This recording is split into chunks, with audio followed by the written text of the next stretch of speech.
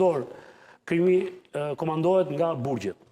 Pra, kush ka kapur, cili nga kartelet ose nga organizatat e mëdha kap burgjet, sepse bosët kryesorët atyre janë në burg, nuk qëndrojnë jashtë.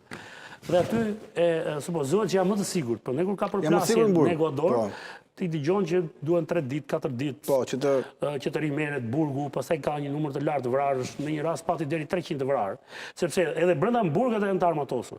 Nuk kanë qenë të këtij niveli që në treguan, por janë të armatosur, qëndrojnë të armatosur aty brenda.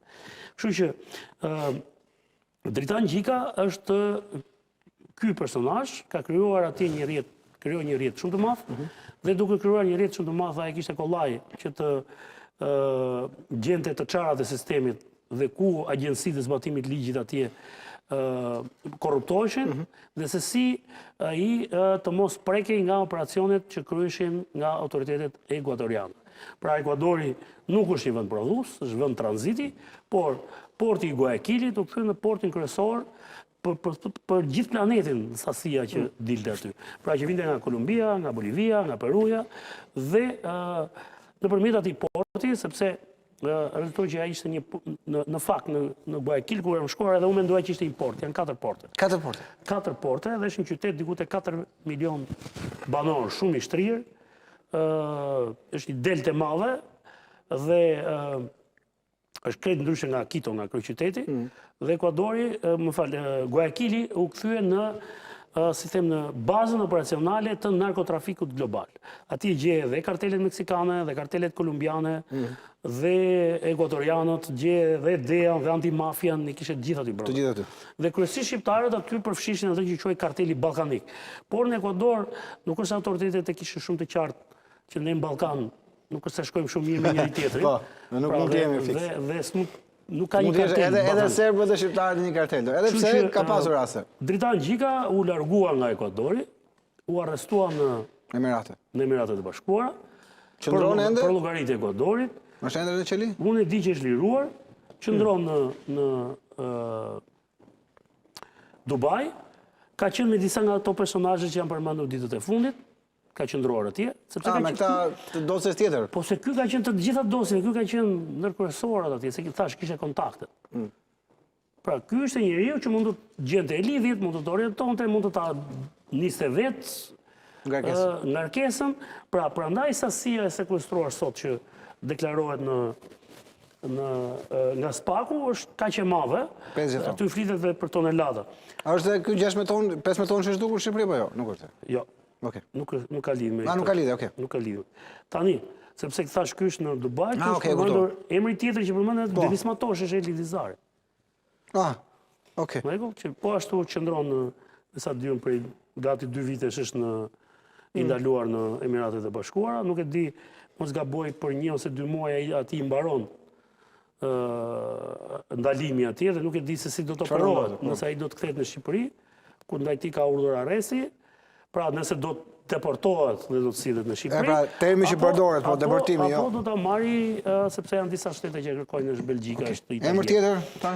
Këta janë 2 kryesorët. Po, të tjerët janë të njohur për ty? Por thash, mjafton kaq për të kuptuar peshën e tij. Nëse thuhet që autoritetet belgje se kjo është i dosi që ka ardhur nga jashtë, pra. Po. Në Shqipëri as i gram, 0 gram. Jemi te pjesa e 0 gram. Dhe jemi tek ajo që kam kohë po ta them. Spaku po bën punët, po mbaron punët e pisa të vendeve të Bashkimit Evropian. Pra këto grupe që s'janë goditur dot në Belgjik, në Gjermani, në Francë, në Spanjë, në Itali, tashmë është një strukturë që i godet ato në vendin e origjinës.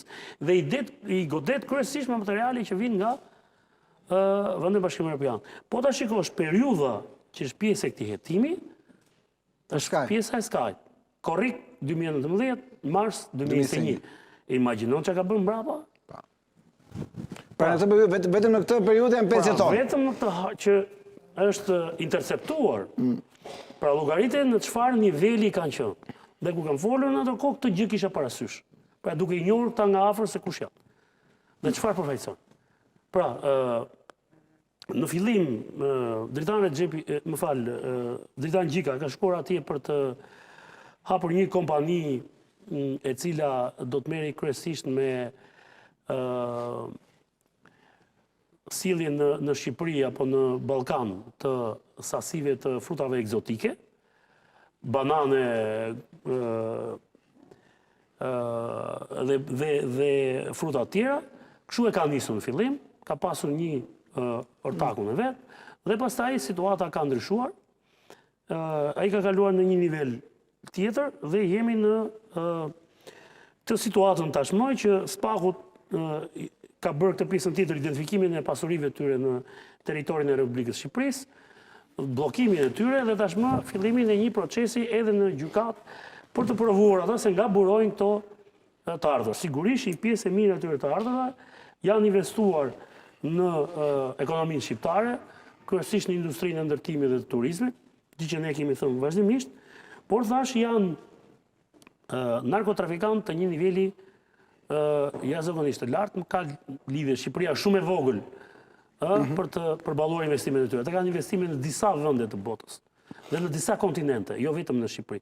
Pjesa e Shqipërisë është vetëm maja e icebergut e kësaj perandorie që ata kanë krijuar. Po shikoja këto pronat dhe senet sekuestruar janë goxha vlerë pasuri që janë 150 milionë euro, pak më thot Spaku, të gjitha këto që janë sekuestruar sot nga ky operacion, kemi pasuri, kemi... Shiko, 491 pasuri dhe 209 llogari bankare. Është një hetim që shkruar nga kreu i Spakut, Klodian Braho, dhe prokuroria tjetër që ka qenë gjithmonë te sektori i krimit të organizuar,